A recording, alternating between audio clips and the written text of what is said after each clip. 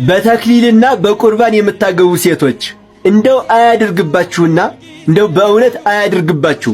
ነገር ግን አጋጣሚ ሆኖ የሰርጋችሁ ቀን የወር አበባ ቢመጣባችሁ ምንድነው ማድረግ ያለባችሁ? እነግራችኋለሁ። የብዙዎቻችሁ ጥያቄ ነው። በደንብ ስሙኝ። ሁላችሁም በደንብ አድርጋችሁ ቪዲዮውን ለሁሉም እንዲዳረስ ማለት ነው ሼር፣ ኮፒ ሊንክ፣ ላይክ፣ ሪፖስት አድርጉት። ያልሰማችሁ ደግሞ ድርግሚት አካውንታችን ተዘግቷል። ዘድርግሚትን ከፍተናል። እንግዲህ ሁላችሁም ፎሎ አድርጉት። እናም ትልቁና የመጀመሪያው መፍትሄ የሰርጋችሁን ፕሮግራም ስታዘጋጁ የወር አበባ የሚመጣበትን ቀን ታሳቢ ማድረግ ነው። ያ ማለት የወር አበባ መቼ እንደሚመጣ ታውቁታላችሁ። ስለዚህ በመጀመሪያ የሰርግ ፕሮግራም ከቤተሰቦቻችሁ ጋር ስትቀርጹ ማለት ነው ያ በማይመጣበት ቀን የሰርጋችሁን ፕሮግራም ማድረግ፣ በደንብ አድርጋችሁ ማሰብ። የሰርጋችሁን ፕሮግራም ስታስቡ ያን ቀን ታሳቢ ማድረግ። ምክንያቱም መቼ እንደሚመጣባችሁ የግላችሁ ሁላችሁም ስለምታውቁት ማለት ነው። ነገር ግን አይበለውና ቀኑ ተዛውቶ ድንገት ቢመጣስ፣ ሳይታሰብ ቢመጣስ ካላችሁኝ ያን ቀን የሰርጉ ፕሮግራም አይደረግም። ለሌላ ቀን ማስተላለፍ ነው ያለን አማራጭ ማለት ነው። እንዴ ያ ሁሉ ድግስ ተደግሶ ያ ሁሉ ወጪ ወጥቶ ልትሉ ትችላላችሁ። ነገር ግን ከዚያ ሁሉ ምድራዊ ወጪ በላይ የሥጋው ደሙ ክብር ይበልጣል። የክርስቶስ የሥጋው ደሙ ክብር ይበልጣል ከምድራዊ ወጪ በላይ። እንደው ምናልባት አንዳንድ አባቶች ግዴን ለምን ሰዓት ገባለችና እምትሉ ካላችሁ፣ የምታደፋፍሩ ካላችሁ በእርግጥ አትኖሩም። ነገር ግን ድንገት ካላችሁ አይደረግም። ይሄ ስልጣነ ክህነት ያሽራል። የሥራ መጽሐፋችን ምን እንደሚል ታውቃላችሁ? የደም ላይ ያለችን ሴት፣ የወርሃዊ ግዴታ ላይ ያለችን ሴት አደፋፍሮ ሥጋው ደሙ እንድትቀበል ያደረገ ካህንም ቢሆን ዲያቆን ከስልጣነ ክህነቱ ይሻር ነው የሚለው። ስለዚህ እንደዚህ እንዳታደርጉ። ነገር ግን አምላካችን ከእንዲህ አይነት ነገር አያድርግባችሁ፣ ይሰውራችሁ። አምላኬ ወይ ሰውረ እያላችሁ ኮሜንት ላይ ጻፉ። ቪዲዮውን ሼርና ኮፒ ሊንክ ላይ ሪፖስት እያደረጋችሁ ለሁሉም አዳርሱት። እንግዲህ አዲሱ ቤታችንን ዘድርግሚትን ሁላችሁም ፎሎ አድርጉት። ያኛው ድርግሚት እንደተዘጋ የሰማችሁ ላልሰሙት አሰሙ። ሁሉም ሰው ፎሎ እንዲያደርግ ማለት ነው። በአጭር ጊዜ እናሳድገዋለን። እግዚአብሔር ይረዳናል። ለሁሉም አዳርሱልኝ። እወዳችኋለሁ። ክብር በሉልኝ። እስካሁን የመጣ ነው ዋዜማው ላይ ነው። ወደፊት የምንሄደው አይነቱ ላይ ነው። እስካሁን በዋዜማው ላይ ነው ያለነው። የመከራ ዋዜማ፣ የፈተና ዋዜማ ነው። ወደፊት የምንቀጥለው የመከራ አይነት ላይ ነው። እንፈተናለን። ውስጥ እንፈተናለን፣ ውጭ እንፈተናለን። ሰላም ያሳጣናል። እንስቃለን፣ እናወራለን፣ አይሰማንም። ምን እንደጠፋ አናቅም። መኖር ነው። እንበላለን፣ እንጠጣለን፣ አለቀ። እንደርሳለን፣ እንመለሳለን፣ አለቀ። ምን አይነት ክርስትና ይኑረን? እንዴት ነው የምንከተለው? እንዳንገስጽ እንፈራቸዋለን፣ እንዳንናገር ይጨንቀናል፣ ዝም እንዳንልም ያስጨንቀናል። አሁን ህልውና ነው። የመኖር ያለመኖር ጉዳይ ነው። የመጽደቅ ያለመጽደቅ ጉዳይ ነው። ክርስቲያን የመሆን ያለመሆን ጉዳይ ነው። ምን ሆነን ነው የምንከተለው? አስቡ። እግዚአብሔር በክፉ ሰዎች ይቀጣል። ምህረት የማያውቁ፣ ፍቅር የማያውቁ፣ ይቅርታ የማያውቁ፣ ወንድምነት እህትማማችነትን ወንድማማችነትን የማይፈልጉ፣ ጥቅም ብቻ ማዕከል ያደረገ ወንድማዊነት፣ እህትማማችነት፣ ቤተሰባዊነት ትርፍና ኪሳራ እያሰላ የሚኖር እንደዚህ አይነት ቅጣት ያመጣል እግዚአብሔር። ታውቃላችሁ ያ በኤሊ ዘመን የነበረው ቤተ መቅደስ ባደፈ ጊዜ አህዛብን አስነስቶ እግዚአብሔር እስራኤልን ቀጣ። ታቦታቸው ተማረከ። ካህናቱ ተገደሉ። ቤተ መቅደሱ ሲያድፍ እንዲህ ነው ዛሬ የሚያደርገው እግዚአብሔር። ክፉ ሰዎችን ያመጣል፣ ይቀጣል። እና ሰውነታችን በምንድነው ይሄን ሁሉ ቅጣት የሚቀበለው ለምንድን ነው የሚለውን ሁለት ጥቅሶች ልንገራችሁ። መጀመሪያው የይቅርታ ልብ የለንም። በቃ ይችን እንያዝ። እምንጾመው ከቂም ጋር ነው፣ እምንጸልየው ከቂም ጋር ነው። በዋናነት ደግሞ ነው የሚታየኝ ሀገራዊውን ነገር እያሰብኩ ነው እንጂ የሆነ ፐርሰናል የሆነ ነገር እንኳን ቢሆን ምናልባት እንደምንም ሽማግሌ ሊፈታው ይችላል። አንዳንድ ነገሮቻችንን ስታዩአቸው ግን ጸሎትን መና የሚያስቀሩ ይሄን 55 ቀን ጾመን ከነነዌ እንድናንስ የሚያደርጉ የጾም አይነቶች አሉ። ነነዌ ስንት ቀን ነው የጾምነው? ይሄን እኛ አብይ ጾምን ስንት ቀን ነው የምንጾመው? ሌሎቹ ጾሞች ስትጀምሩ ነፃ ቀን ይመስለኛል ወደ 100 አካባቢ ቀን መሰለኝ ካልተሳሳትኩ፣ ከሰባቱ አጽዋማት ውጪ የሆነ ቀን። ይሄን ያህል ዘመን እየጾምን ግን በ3 ቀን ይበልጡናል። አይገርማችሁም? እነዚህ የነነዌ ህዝቦች እኮ እግዚአብሔር የለሽ ሆነው ያረጁ እግዚአብሔር የለሾች ናቸው። ሲመለሱ ለካ ልባቸው ተሰረው በ3 ቀን ከእግዚአብሔር ጋር ታረቁ። ይሄን ያህል ቀን እየተጾመ ለምንድን ነው እንደው እግዚአብሔር እኛን እንባችንን የማያብሰው ጦርነት የማይጠፋው? ጠዋት የመጣን እንቅፋት ማታም ቀንም እየደጋገመም ይመታል። ለምንድን ነው? አያችሁ ክርስቲያኖች፣ እግዚአብሔር ጦርነትንም የሚያመጣ ዝም ብሎ እንዲሆኑ በጠዋጭ ሰዎች ስላሉ ብቻ እንዳይመስላችሁ። እግዚአብሔርን እሺ ብሎ ሰምቶ በቅን ልቡና የሚጸልይ በትሁት ሰብና የሚጾም ሰው ከሌለ መቅደሱን ያረከሰ ሰው ከበዛ ይሄው የሚያደርገው ይሄንኑ ነው።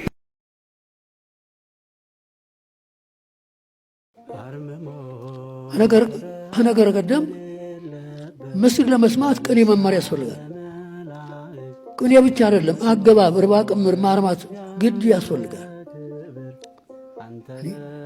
ተናገረ ይበሉኝ አይደለም፣ እውነተኛውን ጉዞ ለማግኘት የመጻሕፍትን ስልት አካሄድ በጥንቃቄ ለመረዳት በጉራ አይደለም። ቅኔ ከናገባቡ ተመርቋል ብሎ ይላኩታል። አንድ ተራ ሰው ብንጠይቀው መልስ የለም። የቅኔዎቹም ማካሄድ አላቸው እኮ መንገድ አላቸው። ለጉራም አይደለም። የተሰወረ ለመግለጥ የራቀ ለማቅረብ የጠላትን ጉዞ ለመረዳትም ለማስረዳትም መማር ያስፈልጋል። መጽሐፍቱን ማን ገልጦ ያወቃቸው ሰው አለ እንዴ? የለም እኮ። በስልጣን አይደለም፣ እውቀት በስልጣን አይደለም። ስልጣን ለማደራጀት ብቻ ነው። መምህራን የታሉ አሉ? እውነተኞች መምህራን አሉ? የለም። ገና እኮ ነው ችግራችን፣ ገና ነው። ባህሬ ቃል ባህሬ ትስብእትን ሳያቀልጠው ባህሬ ትስብእት ባህሬ ቃልን ሳይውጠው ባህሬ ቃል እርቀቱን፣ ምጥቀቱን፣ ኃያልነቱን፣ ቀዳማዊነቱን፣ አስገኝነቱን፣ ኃይሉን እንደያዘ ባህሬ ትስብእትም ግዙፍነቱን፣ ደካምነቱን፣ ውሱንነቱን፣ ደካምነቱን እንደያዘ በታቅቦ አንድ አካል አንድ ባህሪ ሆነ። አንድ አካል አንድ ባህሪ ሆነ። ሙሴ በትንቢቱ በደብረ ሲና ባየው ዕፀ ጳጦስ ላይ ሐመልማሉ ከነበልባሉ ነበልባሉ ከሐመልማሉ ሳይለይ ነበልባሉ ሐመልማሉን ሳያቃጥለው ሐመልማሉም ነበልባሉን ሳያጠፋው አየ። ይህንን እነ ቅዱስ ቄርሎስ እነ ቅዱስ ኤፍሬም አብራርተው በሚገባ አስቀምጠውታል። ወልት ሚያስተይል በእንቆ ባህሪ ስጋሁ በስጋሁ ወበርሃና በመለኮቱ።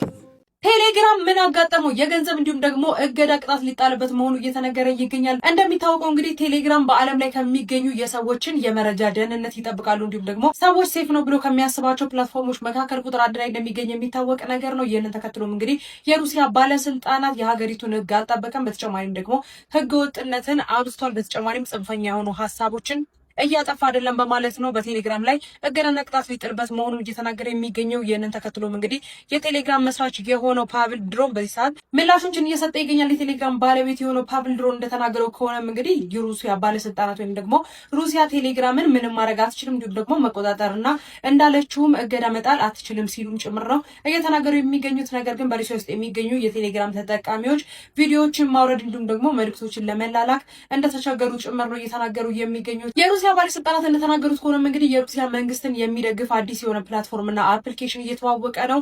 በዚህም ምክንያት እንግዲህ ቴሌግራም ጫና ሊደርስበት እንደሚችል ጭምር መረጃዎች እየወጡ ይገኛሉ። ነገር ግን የቴሌግራም መስራችና ባለቤት የሆነው ፓቭል ድሮንም እንግዲህ ይህንን ነገር እንደማይቀበልና ለተጠቃሚዎቹ የመረጃ እንዲሁም ደግሞ ነጻነት እንደሚሰጥ ጭምር ነው የተናገረ የሚገኘው። በሌሎች አዳዲስ መረጃዎች በድጋሚ መልሳለሁ።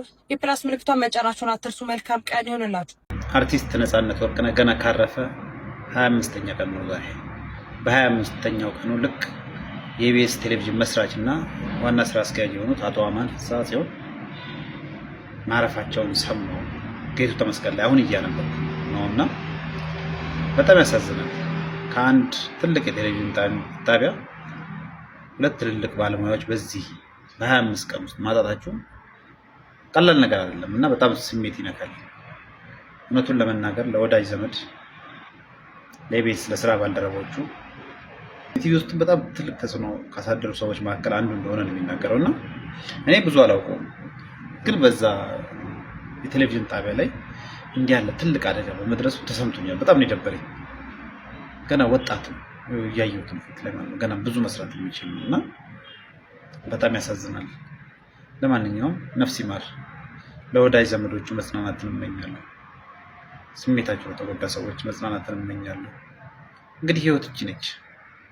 የምንባላባትም ለዚህች ነው፣ የምንገፋፋባትም ለዚህች ነው። እንግዲህ ያው መጽናናት ውስጣችሁ ለማለት ነው የምፈልገው። በዚህ ሰዓት አዲስ መረጃ ደርሶኛል። ፖለቲከኛ የሺዋስ አሰፋ በፖሊስ ተይዟል። ፖለቲከኛ የሺዋስ አሰፋ በትናንትናው ዕለት መታሰሩን የኢትዮጵያ ሕዝባዊ አብዮታዊ ፓርቲ ወይም ኢህአፓ ቤተሰቡ አረጋግጫለሁ ብሏል። ኢህአፓ የታሰረው ፖለቲከኛ የሺዋስ አሰፋን ጨምሮ ታስረው የሚገኙ ጋዜጠኞች፣ ፖለቲከኞች፣ የሰብአዊ መብት ተሟጋቾች፣ የማህበረሰብ አንቂዎችና ንጹሃን ዜጋዎች ያለምንም ቅድመ ሁኔታ በአስቸኳይ እንዲፈቱ ጠይቀዋል። ዛሬ አንጠባጥቧቸው ዲበኩሉ ቄስ ዲበኩሉ ጴንጤዎች ሜርሲ ጋር ገብተው አንጠባጥቧቸው አነካክቷቸው ወጡ። እንዴት ደስ እንዳለኝ! አንጀቴ ቂቤ ጠጣ። በስርዓት ገቡ። ሜርሲ የምትባለው ዮኒ ማኛ ፈንድ ተደርጎለት ነው ጴንጤን ተሳደብ ተብሎ ምናምን ነገር ብላ ያለችው ማለት እሷ ቤት ገብተው ሙሉ ጴንጤዎችን አያይዘዋቸው ላጥ ብለው ወጡ። አረ ይችላሉ። ቄስ ዲበኩሉ የአራድዬ ልጆች ናቸው። እግዚአብሔር ምስክሬ። በቃ አራዳ ኦርቶዶክስ አራዳ ቀሲስ ዲበኩሉ አራድዬ በቃ የገባቸው የጴንጤም ፖለቲካ የባነኑ አባት ቀስ ብለው ገብተው በደንብ ነግረዋቸው ላጥ ብለው ሲወጡ ወንጫጫት ጀመሩ። እዛው እርስ በራስ መጥፎ ነገር የተረዳችሁ ሰዎች ካላችሁ ሶሪ፣ ውስጣችሁ በንግግሬ ቂም፣ በቀል፣ ክፋት ውስጥ የገባችሁ ሰዎች ካላችሁ ይቅርታ። እኔ ኢንቴንሽናሊ እንደዚህ ያለ ሐሳብ የለብኝም። ከዛ በተረፈ 24/7 ጠንቋይ ዲበኩሉ ብላም ብትል እኔ ማንነቴን አውቀዋለሁኝ። እኔ ኦኬ፣ እኔን የሚያውቁኝ ሰዎች እኔ ከሰማይ የወረድኩ መልከ ጼዴቅ አይደለሁም። እኔ እናት፣ አባት፣ እህት፣ ወንድም፣ ቤተሰብ፣ መምህር አለኝ። ኦኬ፣ እኔን የሚያውቁኝ አሉ። ብዙ እንደ ደመና በዙሪያ የከበቡኝ ብዙ አባቶች ወንድሞች ያሉኝ ሰው ነኝ። ኦኬ፣ የምታሸማቅቀኝ ምናምን አትችልም። እንኳን ጴንጤ አይደለም እኔ በዚህ ደረጃ እንኳን ፈሪ አይደለሁም። ባይዘኝ የምፈራው እግዚአብሔርን ብቻ ነው። እና ተባረኩ። እግዚአብሔር ይጠብቃችሁ፣ እግዚአብሔር ይባርካችሁ። ይቀጥላል። እዚያ በእኔ ምክንያት ግን አደራ እኔን ደግፋችሁ እንድትሳደቡ በፍጹም አልፈልግም። ቪዲዮ እንድትሰሩ አልፈልግም። እንዳታደርጉ። እሱ ጨዋነታቸው ኦርቶዶክሳውያን ይቀጥል። ሱሌማን አብደላ የጠፋ ላላችሁ እነሆ ታዋቂው አክቲቪስት ሱሌማን አብደላ ወደ ማህበራዊ ሚዲያ ተመልሷል። ስለ ታላቁ የኢትዮጵያ ህዳሴ ግድብና ስለ ሀገራዊ ጉዳዮች በጽናት በመሟገት የሚታወቀው በብዙ ሺዎች ዘንድ ተጽዕኖ ፈጣሪ የሆነው ወንድማችን ሱሌማን አብደላ ከረጅም ዓመታት ቆይታ በኋላ ትላንት በይፋዊ የፌስቡክ ገጹ መመለሱን አረጋግጧል። ከብዙ ዓመታት ዝምታ በኋላ ወደ መድረኩ መመለሱን በዚሁ ገጹ በኩል አብስሯል። የኢትዮጵያ የቁርጥ ቀን ልጅ ስለ አባይ ግድብ ድምጽ የሆንከው ወንድማችን ሱሌማን አብደላ እንኳን ደህና መጣ። ሰው በልቡ አምኖ ይጸድቃልና በአፉ መስክሮ ይድናልና። ያ ጥምቀት የሌለበት መዳን አሳየኝ ስላልክ ነው። ጥምቀት የለም እዚህ ውስጥ። ሰው በልቡ አምኖ ይድናል፣ በአፉ መስክሮ ይድናል ይላል እኮ። ይሄ እምነት ጥምቀትን ያገለለ ነው። እንግዲህ አንብቤ ያለው ያገለለ ነው ያገለለ አይደለም። እንግዲህ አንብቤ ያለው ቃሉ የሚለው ኢየሱስ ጌታ እንደሆነ ልድገመው እንደገና ላንብበው። ኢየሱስ ጌታ እንደሆነ በአፍህ ብትመሰክር፣ ጥምቀት በአፍ አይደለም መቼስ፣ በአፍህ ብትመሰክር እግዚአብሔር ከሙታን እንዳስነሳው በልብ ምን እንደምታምነው በልብህ ከሙታን እንዳስነሳው በልብህ ብታምን ትድናለህና። እንዲህ ብቻ ብሎ አያበቃም። ሰው በልቡ አምኖ ይጸድቃል። እንግዲህ በልብ ነው ጥምቀት። በልቡ አምኖ ይጸድቃልና በአፉ መስክሮ ይድናልና ይለናል። እሺ አሁን እያዳመጥከኝ? እሺ ከዛ ቆይ በእርሱ የሚያምን ሁሉ አያፍርም ይላልና። እንግዲህ ይሄ ነው የሚለው። እሺ ይሄ ክፍል ከጥምቀት ውጪ ነው የሚል ማብራሪያ ሰጥቷል። እንግዲህ ኢዮብ በግድ ጥምቀትን ክተተው ካልክ ኢዲት እኔ እንግዲህ አላረገውም፣ አንብቤያለሁ። ይሄ እግዚአብሔር ቃል እንደ እግዚአብሔር ቃልነቱ እንቀበል። አንድ ላይ ክተተው እኮ አላልኩም። በምን ስልጣን ነው የምከተው ሲጀመር? እና የመክተት አቅሙም የለም ስልጣኑም የለም። እና እንደዚህ አይነት እንትን አትጠቀም። ክተተው አይደለም ያልኩ። የጠየቅኩ ይሄ ክፍል ከእምነትን ሲያብራራ ከጥምቀት ውጪ ተብሎ ተብራርቷል ወይም ጥምቀትን ውጭ አድርጓል ወይ ክፍሉ ራሱ ወይም ከጥምቀት ውጭ ነው የሚል ማብራሪያ ሰጥቷል ወይ ነው ጥያቄው። የግል አስተያየት ካለ በተራ ትሰጣለህ። እስካሁንም የግል አስተያየቴን ስላልተጠቀምኩ ማለት ተመልከቱ። እምነት ብቻ የሚል የመጽሐፍ ቅዱስ ጥቅስ ስል የመጀመሪያው ሮሜ 4:5ን ጠቀሰ። ሮሜ 4:5 ስለ እምነት ብቻ አያወራም። አውዱ እንደዛ አይደለም። ስራ የሚለው እዛ ክፍል ላይ ሌላ ነው፣ ችግር የለውም። ራሱ በመጣበት ግን አለና እንደው እዛ ክፍልስ ላይ ጥምቀትን ያገላሉ ይስል የለም። ከዛን ጥምቀትን የሚያገል ጥቅስ ስል ሮሜ 10:9 ተነበበ። ሮሜ 10:9 ጥምቀትን አያገልም ብቻ ሳይሆን እምነት ብቻ ነው ያፈርሳል። በደንብ አድርጋችሁ ስሙ። እምነት ብቻ ነው ያፈርሳል። እምነት ብቻ ተመልከቱ። እምነት ብቻ እምነት ብቻ መመስከርን አያገልም መመስከርንም ያጠቃልላል ካለ በጥቅስ እናየዋለን። ከዛ ውጪ ግን ክፍሉ ምንድነው የሚለው እናንብበው። ሰው በልቡ አምኖ እሺ ከ9 ጀምር ኢየሱስ ጌታ እንደሆነ በአፍህ ብትመሰክር መመስከር አለው። ከዛስ እግዚአብሔርም ከሙታን እንዳስነሳው በልብ ብታምን ማመን አለ ትድናለህ።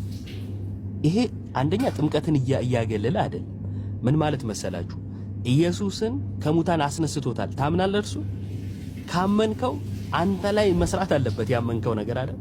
እርሱ እንዴት ነው አንተ ላይ የሚሰራው? በጥምቀት ከእርሱ ጋር በሞትና በትንሳኤው አንድ በመሆን እንዴት ነው መጽሐፍ ቅዱስ የምትረዱ? ቅድም ሮሜ 6ን ስናነብ እንዴት ነው የተረዳው? በሞትና በትንሳኤው ከእርሱ ጋር አንድ መሆን አለብህ። በአዲስ ሕይወት ለመመላለስ ራሱ በጥምቀት ከክርስቶስ ጋር ከሞትና ከትንሳኤው ጋር አንድ መሆን አለብን እያለ ነው። ስለዚህ እግዚአብሔር ከሙታን እንዳስነሳው አምነህ አንተ ላይ እንዲሰራ ካላደረከው ማመንህ ከንቱ ነው። ማመንህ ከንቱ ነው። አንተ ላይ መስራት አለበት። ያ ማለት ቅድም የተባለው ማለት ነው።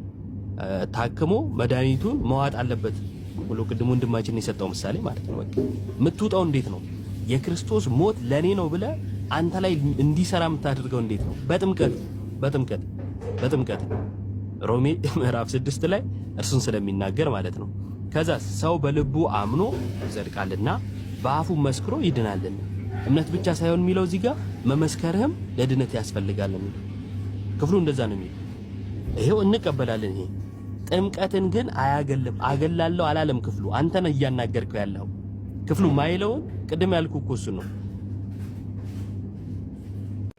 ወገኖቼ እናንተ ለኔ ታስፈልጉኛላችሁ፣ እኔ ለራሴም ለእናንተም እጸልያለሁ። እናንተም በጸሎታችሁ አትርሱኝ። እንደ እግዚአብሔር ፈቃድ ሆኖ ይህ ክፉ ቀን አልፎ በድጋሚ ላያችሁ እፈልጋለሁና